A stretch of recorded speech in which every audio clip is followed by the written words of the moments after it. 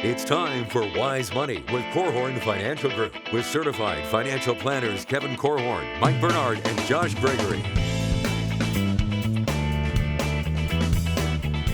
Welcome to another episode of the Wise Money Show with Korhorn Financial Group, where every week we're helping you take your next wise step in your financial life.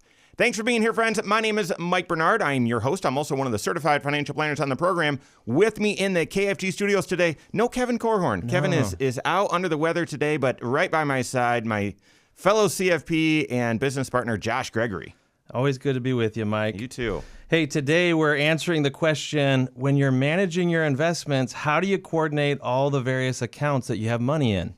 We got the question from James, who asked, should my 401k be invested differently than my Roth IRA? What a great question. And we're going to share our financial planning perspective on that question and more on this week's episode. Doesn't it stink to be under the weather right now when it's been such an amazing stretch here in Michigan? I don't know where you're listening with the shows are on podcast and YouTube. And so, but yeah, in Michigan, it's just been unbelievable weather, and I think Kevin's dealing with allergies and some other things, but we'll miss him. But great content coming up for you. If you have a question for the program, we'd love to hear from you. You can call or text us 574-222-2000. That's 574-222-2000. Online at wisemoneyshow.com is where you can find us. Submit questions there as well. Then all over social media, wherever you're at, we are there as well. Okay, so before we get into James' question, is financial planning informing your investment decisions? Is your overall financial plan leading you to the right investment decisions, allocation strategy? Most people might say, well, those are loosely connected, or wait a second, those are two different things. You might say, no, those are the same things. But they absolutely are. I don't know how you could craft a prudent investment strategy that you would stick to and feel confident in if it wasn't part of your overall financial plan. And therefore, to answer James' question, we're going to go around and actually talk through the financial planning implications, things that you need to think about.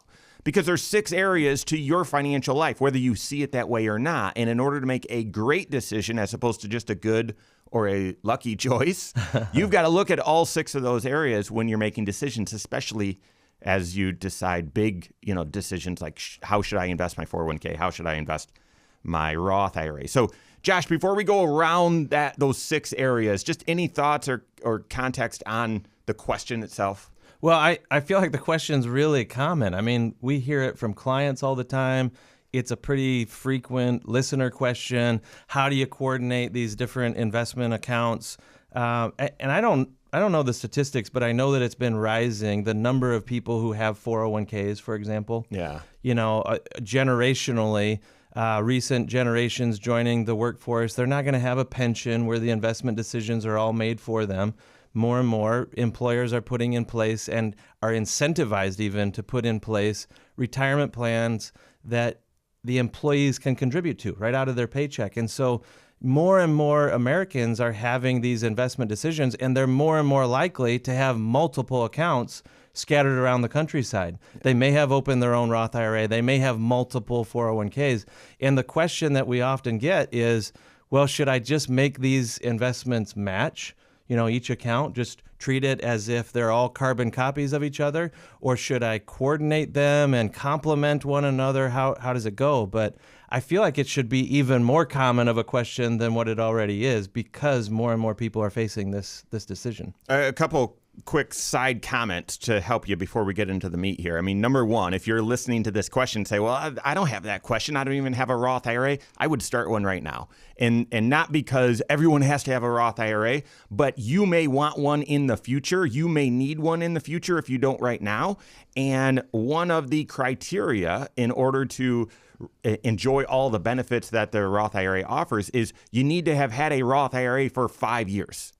Not 5 consecutive, not that same account, whatever, just 5 years total in your life.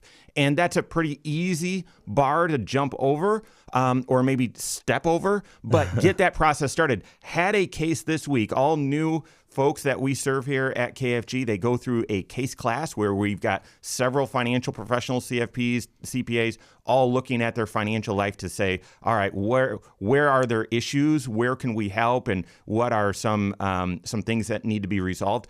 And we were seeing a couple in their late 60s still working where it made sense to contribute to Roth IRAs, and neither of them had ever had one. And so the 5-year rule was going to be something, it wasn't going to be a problem, but it was something we needed to be aware of. So that's one. And then the second thing is, if you're thinking your own answer to this is, well, obviously you invest them differently. I think one of the risks with investing a 401k and a Roth IRA differently, or two different accounts differently, is you start to compare one to the other. And you start thinking, well, because they're invested differently, of course they're going to perform differently. And when they perform differently, I might like one and dislike the other. Yeah.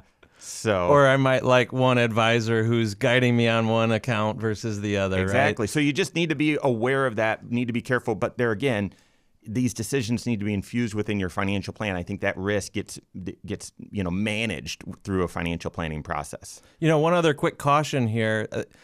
An even more common question that we get, besides just how do I coordinate two different investment accounts together, a lot of people think of investment decisions as some sort of response to current events. Like, what's going on in the markets right now? What's going on in the economy?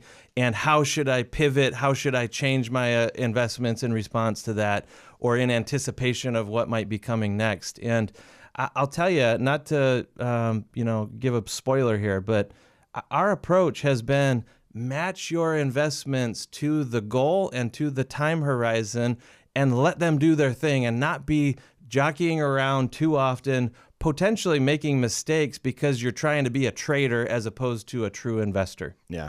Just did a video on that on the YouTube channel. Go certainly check that out. Okay, so let's start getting into the question. And we mentioned this sounds like it's just an investment question, just an investment, philosophy question. Should you invest your 401k differently than your Roth IRA? But you've got to look at several areas in your financial life in order to get to the right answer. First, I would say you've got to start with looking at the tax implications, because that should help drive what your decision or ultimate decision is. So what needs to be considered in the area of taxes? Well, to me, you guys know, if you've listened to the show on a regular basis, that tax planning is something that we weave throughout every discussion. Yeah. Right? There's always tax implications, and that includes, where do you place your investments? What kind of investments do you hold in each of the various tax shelters that are out there? Not every tax shelter has the same purpose, has the same lifespan to it. And so matching the investments inside of your various tax shelters is an important part of tax planning. For example, if you have a long-term investment account like a 401k that you're going to be piling money into for the next 3 decades or more, then you shouldn't be too short-term in your approach to those investments, right? Because you have access to long-term tax sheltering, where the compounding growth, the exponential growth that can even happen in those types of accounts, you want to take advantage of, because they're not being taxed along the way. So often, if there are accounts that are providing a tax shelter, then maybe using investments that are more income generating, for example, may be one of the things you're trying to shelter against. Some investments kick off income that you would have to report on your tax return, but you don't have to if it's inside of one of these tax shelters. Okay, so let's get a little bit more specific. So typically, and there's more to it than that. Josh mentioned time horizon. We're going to get to that here in just a second. That's sort of another stop in the financial planning wheel. But if we're just looking at taxes, typically you want growth-oriented type investments inside of a Roth IRA. Typically you do. Because a Roth IRA, we often think of as the longest term bucket that you would hold money in, right? That's the right. longer you can let it grow tax-free, the better. So why not invest in things that are going to be a little bit more choppy ride potentially, but have more of a growth trajectory to them? Because all of that growth eventually, yes, you're subject to risk. So it's going to go up and down and all of that. But all of that growth within the Roth is tax-free. Let me just get this out. We'll dive a little bit deeper in just a minute. But then your dividend or income strategies, you're going to typically want those in your 401k or pre-tax IRA, something like that. And you might say, well, I'm not at the age where I need dividend or income type strategies. I know you'll get there, and so maybe this isn't as applicable at the moment. And then lastly, for any investments that you hold outside of those tax shelters, which for many people is you don't have these, that's fine. But either tax exempt income investments or capital gain investments as well, growth-oriented investments. So we're going to dive back into that. How do you answer the question, should you invest your 401k differently or the same as your Roth IRA? We've got that and more coming up on the Wise Money Show with Korhorn Financial Group. Hello, YouTube. Thanks for being here. This is the Wise Money Show. What you're watching right now is our weekly 1-hour talk show that airs right here on this channel, 10 a.m. Eastern Time. Every Saturday morning, also on podcasts at the same time. But the reason it's structured the way that it is, also on a couple radio stations at the same time as well. For more content beyond a long, lengthy, talk show, make sure you hit that subscribe button, turn on notifications, because we drop content all throughout the work week, taking one financial concept, applying it directly to your financial life. For example, are you a trader, a long-term investor, or are you a saver? And I think people get in trouble when they have an identity crisis. Just talked about that on one of the videos as well. So make sure you hit that subscribe button, turn on notifications if you like the content. Leave comments below as well. We appreciate it. Okay. We could have a little debate on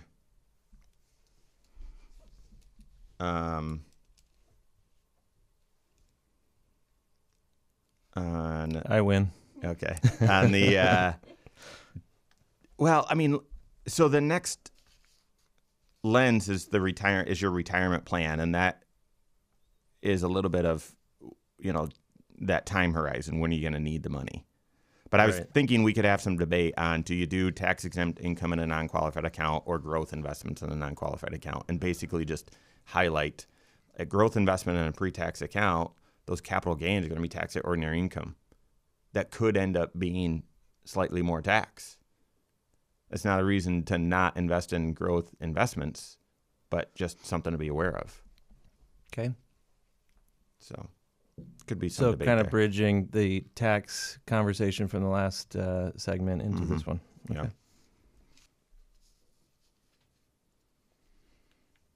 Should you hold growth investments inside of a pre-tax IRA or your 401k, or are those accounts more appropriate for a different investment strategy? We're helping with that and more. This is the Wise Money Show with Korhorn Financial Group. Thanks for being here. My name's Mike Bernard. With me in the KFG studios this time, just Josh Gregory. Just Josh. I think you got a new nickname there. Kevin's out sick today, so just the two of us.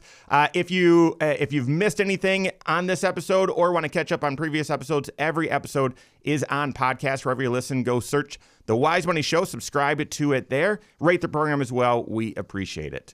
Okay, we're answering a question from James. We get this question all the time. You've likely had this question.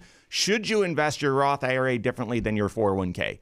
Or said differently and more applicable, if I've got two different retirement accounts, a 401k and an IRA, or a simple IRA and a Roth IRA, something like that, should they have an identical investment mix, or should they be in different strategies? And while that might sound like an investment question, really it's a financial planning question. And you first have to look at the tax implications, and then we'll talk through a few others before we answer. But typically, you're going to want growth-oriented investments held within a Roth IRA. These are the ones that you need to be more patient with. They're going to go down more frequently and maybe by a greater magnitude.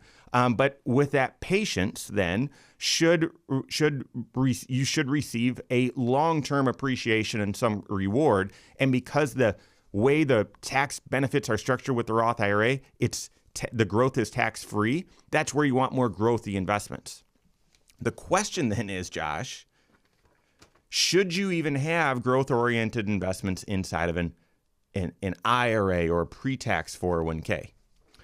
Well, there's some people that's where most of their wealth is building, right? Maybe for tax implications, they're in a high tax bracket, so they're taking advantage of a traditional 401k, and they don't have a whole lot of Roth dollars. And so, yes, in my opinion, that's still a great tax shelter to accumulate long-term investments that are growth-oriented. The whole point here is how much time can you let those accounts keep on growing, keep on compounding or snowballing in your favor without the tax man reaching in and, with his greedy little fingers taking a chunk of it every single year. So that's the power of the tax shelter. And yeah, I think growth-oriented investments in an IRA, traditional IRA or a Roth IRA, traditional 401k or a Roth 401k, either one makes sense for you because you're trying to grow assets for a long-term goal. Now, the plain devil's advocate here, if you invested in growth-oriented investments in a non-IRA, okay, so you invest into the S&P 500 index and you're patient and you hold it and it grows, your investment doubles over 10 years. If it's not inside of a pre-tax account, then that growth is actually taxed at capital gains rates. That's right. Which could be lower than ordinary income rates. And therefore, mathematically, you might end up paying a little bit more tax on that pre-tax IRA or 401k. But that's just temporary because that's just if you held one investment for the entire time. If you're rebalancing or if there's dividends or other things, Josh, I agree that tax sheltering all along your investment time horizon is certainly beneficial. Well, okay, so what you're describing is someone receives some money, they pay some tax on that money, maybe it was an inheritance, maybe it was a bonus from work, they've already paid the tax, and they could put it into a non-qualified investment account, which is just a bunch of jargon, quite frankly, but it's just a taxable, normal investment account which grows without the benefit of a tax shelter. So it's not an IRA, it's not a 401k. A lot of people don't even recognize that you can buy a mutual fund or you can buy individual stocks just in your own name or in a joint account with your spouse. But the tax implications, as you're saying, Mike, is that as it grows, if you are doing any kind of buying and selling, you're creating taxable events each time. Yep. And what a lot of people will do is they'll buy that individual stock or they'll buy those mutual funds and just hold them for years. And over time, I love your scenario of the investment doubling eventually, because we deal with a lot of clients who have held assets like that for a long, long time. And essentially, they've not been paying tax along the way because it's been growing without being taxed. They haven't sold anything. But when they're ready to start spending the money, or when they're ready to reposition those investments, do something different with them, there's going to be tax implications. But the beauty is of that type of an account is that as long as they've held it for at least a year, the growth, the profit on the sale of that investment is called a capital gain, and it's taxed at more favorable rates. Now, lots of geeks like us have done all this math, and it is in normal situations where you're investing for the long term, it's more advantageous to still be saving into that tax shelter. And I'll give you one example of this. I was meeting with some new folks recently who, I think I know he's maxing his 401k right now. I believe he's been doing that for a while. I can't say he's done it for his entire career because they've got about $1 million saved up in a non-IRA, non-tax shelter. Well, one of his frustrations was he had a lot of capital gain that was included on his tax return last year, even though his account had no capital gain in it. And so therefore, and said differently, and we can even take a quick tangent into why that is, but they had to pay taxes, about $8,000 of additional taxes, simply because that account, those investments were not inside of a tax shelter. And he had to, come up with additional cash flow to pay that tax. simply because it wasn't in a tax So shelter. those were mutual funds that he was holding then? Correct, yeah. Yeah, man. I feel like I had been warning clients that this could happen for a number of years, and it wasn't happening. And then all of a sudden, 2022 brought that type of a surprise to a lot of investors. And essentially what was happening there is if you hold mutual funds outside of a tax shelter, so in just a normal joint account or individual account, that investment is going to potentially kick off income to you in any given year. And the reason is, as that mutual fund manager is investing dollars on your behalf and thousands, maybe millions of other investors as well, they're buying and selling stocks or bonds or something else, and they're creating profits. And those profits, those capital gains, get pushed through to you as the end investor. Yeah. And a lot of people don't realize that mutual funds themselves don't pay taxes. They're a pass-through entity, which is a good thing, because if your investments were paying tax and then they push income through to you and you pay tax a second time, you would have a double taxation situation, and we get to avoid that, thankfully. And in this scenario, even though that mutual fund went down in value last year, that mutual fund manager may have sold some stock within the mutual fund that previously had a pretty big gain on it, and it was passed through. But all of that it underscores the importance of having a great tax shelter strategy. That's before you would start throwing money into an individual account or joint account, not a tax shelter. We would encourage you, make sure you're you're contributing as much as you possibly can into the appropriate tax shelters. All right, still weaving our way to get to this answer. One of the other considerations or parts of your financial plan that you've got to consider when deciding whether you should invest your Roth IRA differently than your 401k is looking at your retirement plan. Josh, you mentioned this already, but this speaks to, well, when are you going to need the money? Mm-hmm. Because ultimately, if you love the S&P 500 as an investment, but you're going to need the money in 9 months, I don't care how good choice. I don't care how much you love it. It's probably not a wise investment for those dollars. That's right. And I would also point out that even though, if you're early in your working career, you have a long time before you're going to touch any of these dollars, right? But what if you're late in your career? You also have a long time before you're going to touch some of the dollars. Even if retirement is right around the corner, within 9 months, as you said, you're not going to spend all of your retirement nest egg in the first days or weeks or year of retirement. Yeah. Some of this money you're not going to touch for a long, long time. We hope that you live a very long and enjoyable retirement.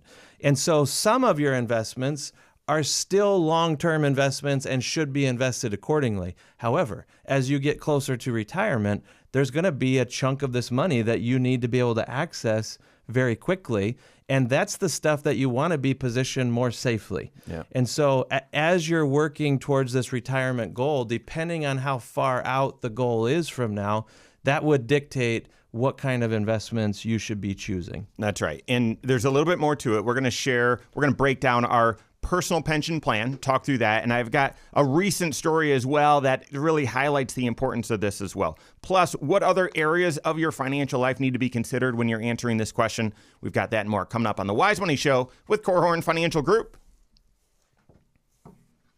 Okay, I'm glad that you wanted to get into the personal pension plan, because that seems like a pretty clear application here. Yep. And then maybe talking about Social Security and if you're delaying that past your retirement date, that kind of thing. Good one. Yep. There's a lot to hit within this one. So, all right. How does your retirement plan, your forecast for your long-term retirement goals, how should that weigh into whether you should invest your Roth IRA one way and your 401k a different way? That's what we're helping with right now. This is the Wise Money Show with Korhorn Financial Group. Thanks for being here. My name's Mike Bernard. With me in the KFG studios, Josh Gregory. Stay up to date on all Wise Money content. Find us online, wisemoneyshow.com, and then all over social media. Wherever you're at, we are there as well. Search the Wise Money Show. James asked a question earlier. Get this question all the time, and that is, I've got a 401k. I also have a Roth IRA. Should they be invested the same way, or should I invest my Roth IRA differently? And while that seems like an investment question, it is. You also need to consider the other parts of your financial life to make a great decision. Present financial position, that's the first area of your financial life. Protection planning, both of those areas not as applicable. But tax planning absolutely needs to be considered. Investment planning, yeah, this is sort of couched right there. Retirement planning, that's where we're hitting right now. And then estate planning, yes, there are estate planning implications. So you've got to consider at least 4 of the 6 areas of your financial life to make a great decision here. Okay. Within that question, you've got to look at your retirement plan. And Josh, I left off on the personal pension plan. So how is that relevant to this question, and really what is that all about?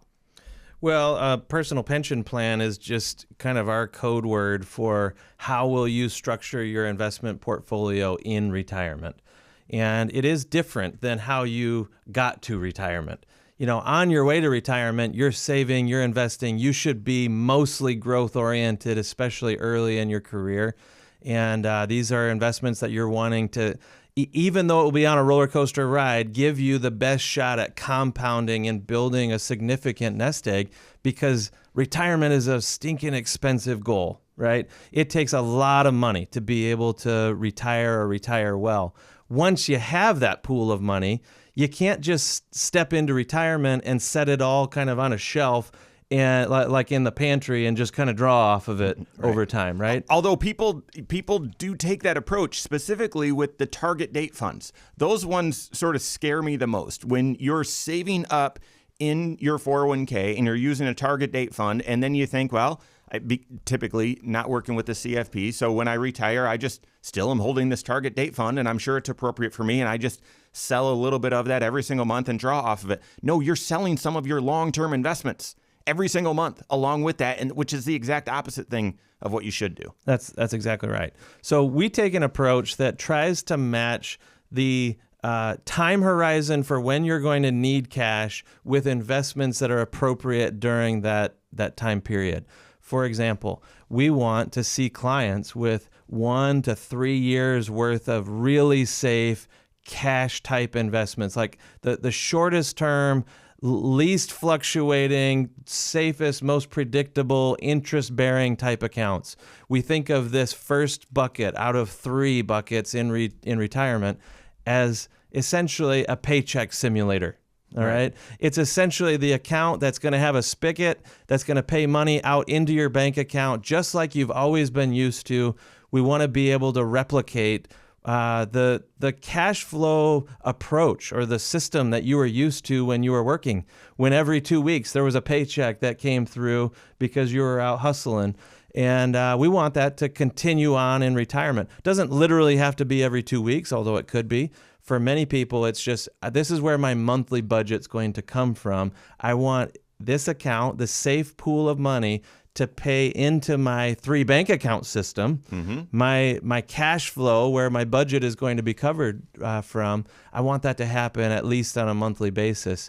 And if you've got 2 to 3 years worth of cash there in safekeeping, ready to be paid out to you, man, that just gives people a lot of confidence, doesn't it? Because a lot can happen in the short term. A lot can be happening in the stock market, in the economy, that sort of thing. And to know that you've got enough cash to get you through the next 24, 36 months, that doesn't make someone bulletproof, but it certainly takes a lot of the pressure, a lot of the stress off of stepping into retirement, doesn't it? Yep.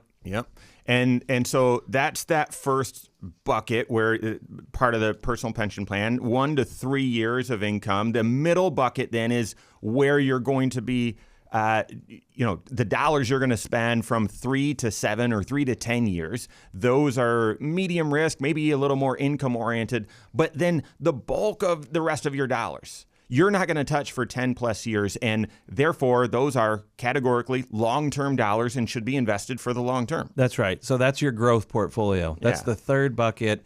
And this is the reason why I think one of the mistakes that a lot of new retirees will make is getting too conservative, and they don't recognize that there is so much of their nest egg that they're not going to touch for 10 plus years, which means you have a lot of time for it to be still on a little bit of a roller coaster ride for growth potential. Now, why do you still need growth when you get to retirement?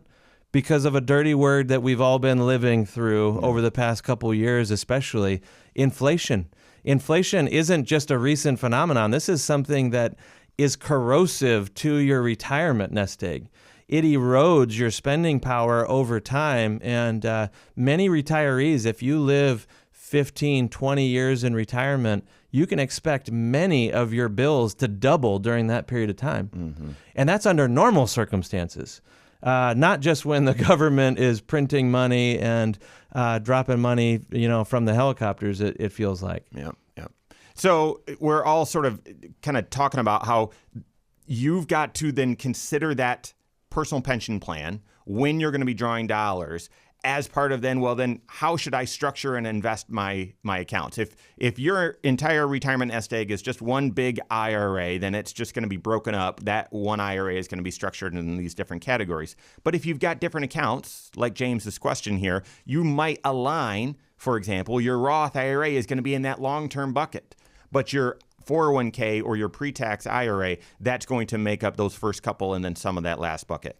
The last thing I'd touch on here is it's very common as you are in the final few years of your working career to start putting in place this personal pension plan, but for new contributions going into your 401k, psychologically think these are going to be some of the last dollars I touch because I want to be able to invest, do what's called dollar cost averaging, still have my new contributions going into growth-oriented investments so that I can buy more shares on any short-term dips.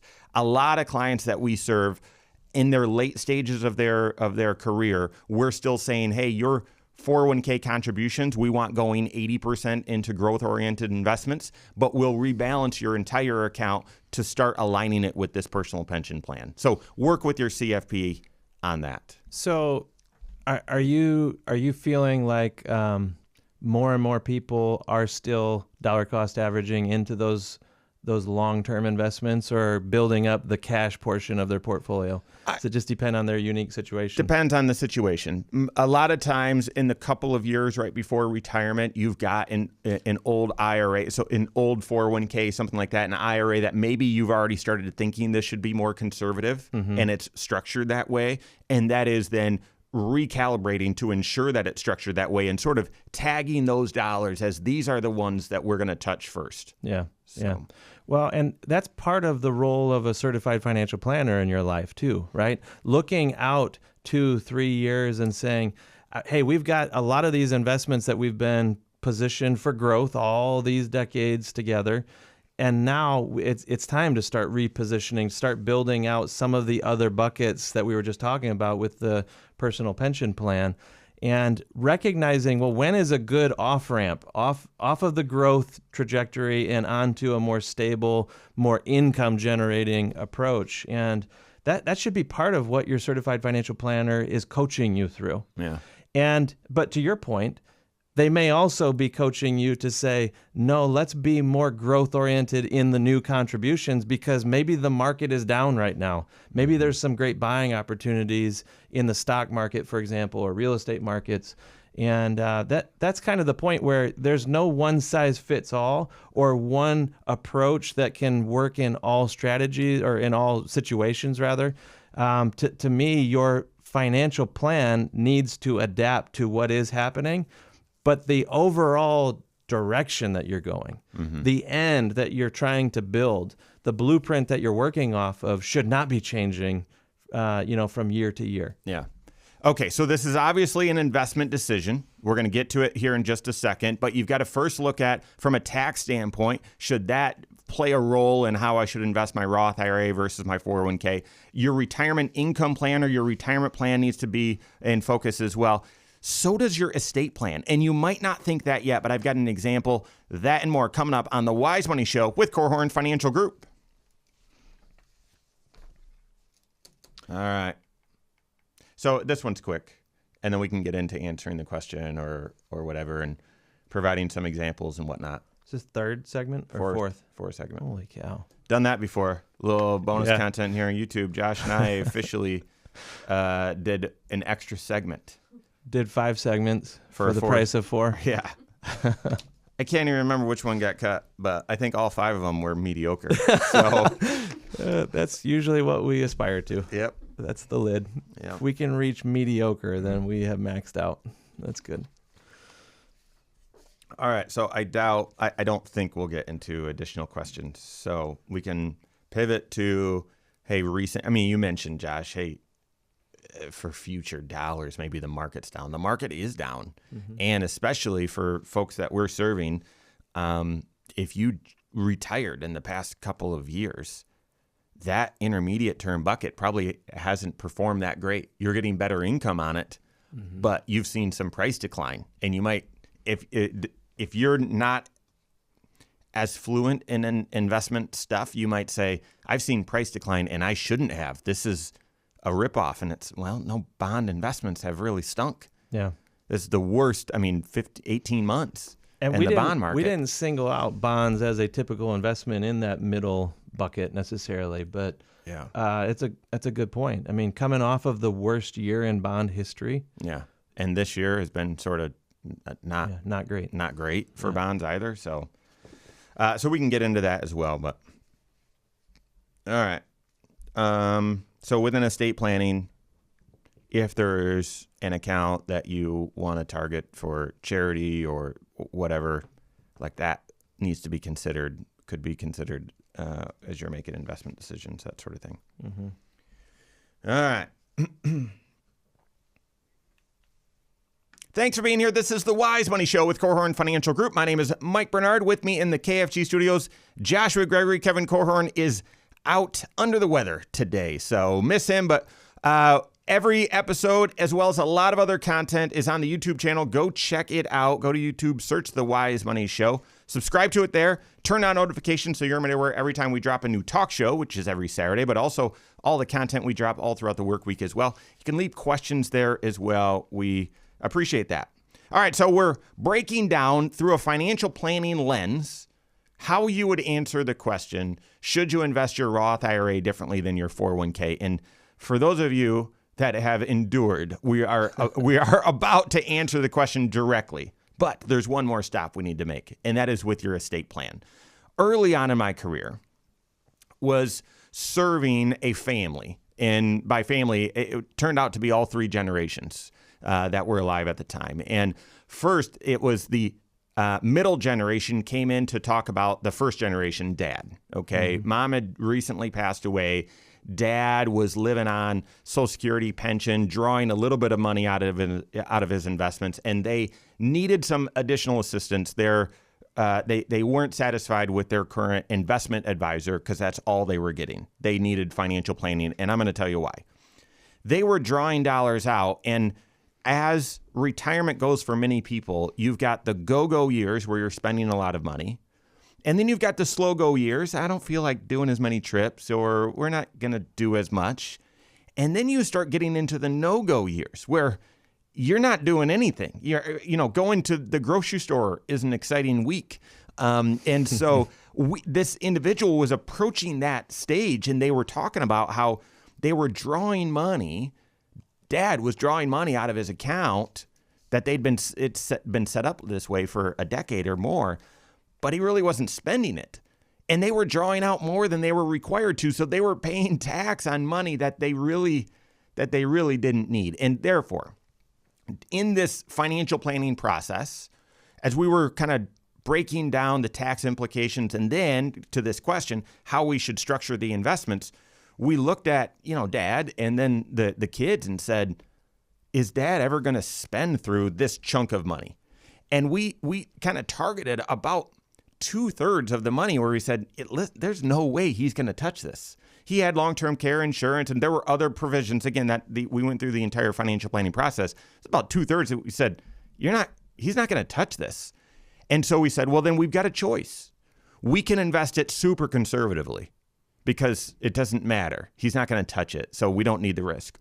Or we can invest it for the time horizon of you 3 kids, because Dad's not going to need this money, and therefore you guys will eventually inherit it. They have since inherited it. And that's what we did. So even though Dad's time horizon was very short, we looked from an estate planning standpoint and said, these are really inheritance dollars. Let's invest these based on the time horizon and risk tolerance of the kids as opposed to of the owner. Mm-hmm. And it was, that was probably in 2005.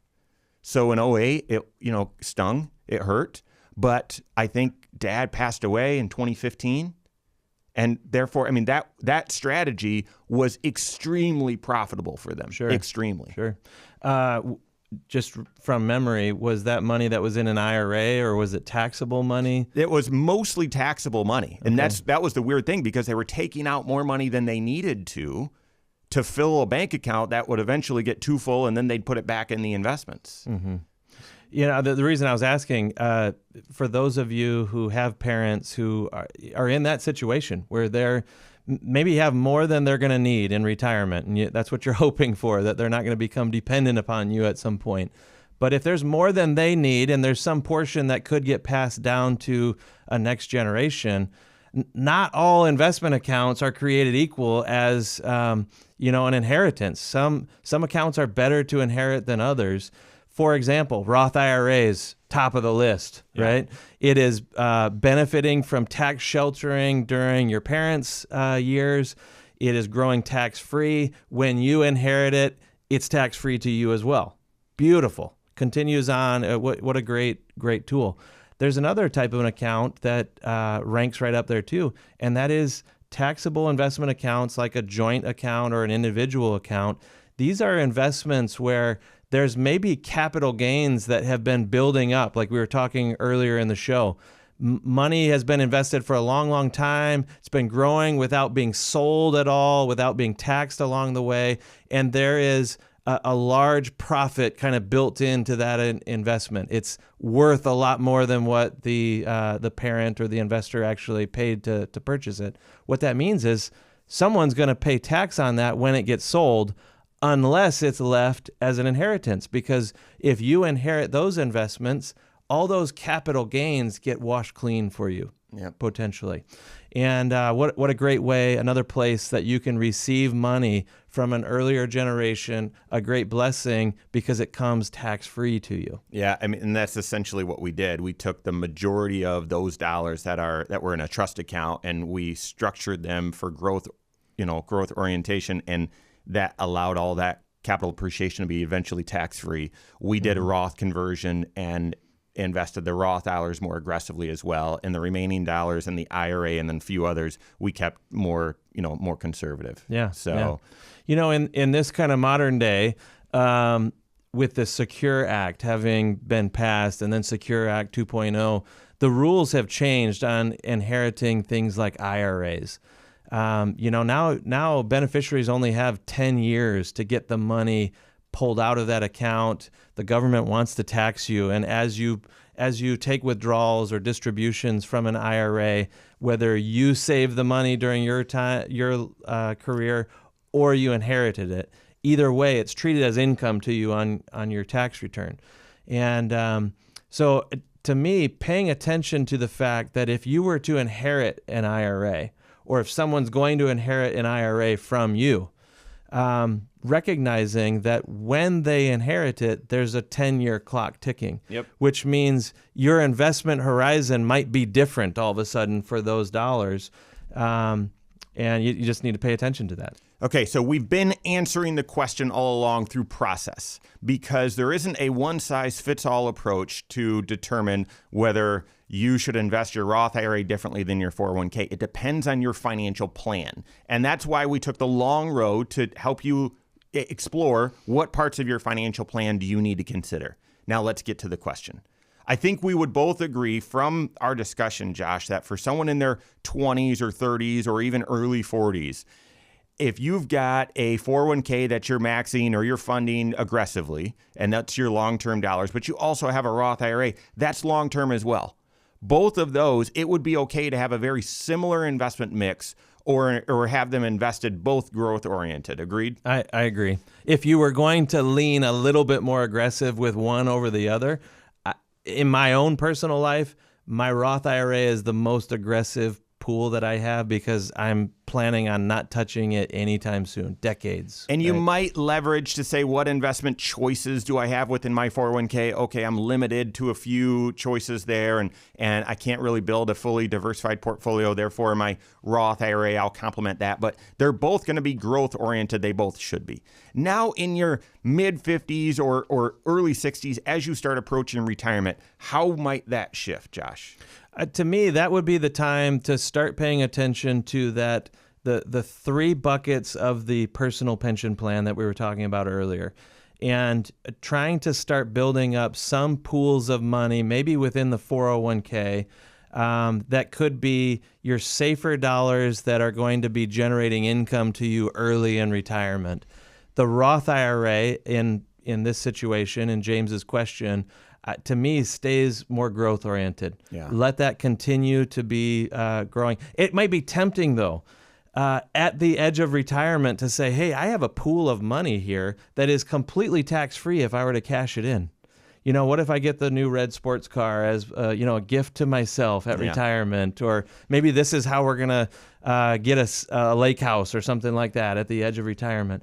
And that may be. If it has a specific purpose like that, it's part of your retirement nest egg, but it's intentionally being built to fund some portion of the goal that's going to be early on in retirement, then maybe you don't go that growth-oriented approach. But as a rule of thumb, most often we would say stay more growth-oriented with the Roth IRA. Yeah, again, having done this several times, that's typically the approach. And if in 1 year you want to take $3,000 out of that Roth or whatever to keep you in a certain tax bracket, that you should have some flexibility that fits for that. So, all right. I hope that helps you make great investment decisions from a financial planning context. That's all the time we have today. On behalf of Josh Gregory, myself, all of us at Korhorn Financial Group, have a great weekend. We'll see you next Saturday for the Wise Money Show with Korhorn Financial Group. Securities offered through Silver Oak Securities, member FINRA/SIPC. Advisory services offered through KFG Wealth Management, LLC. Doing business as Korhorn Financial Group. KFG Wealth Management, LLC and Silver Oak Securities Incorporated companies are unaffiliated.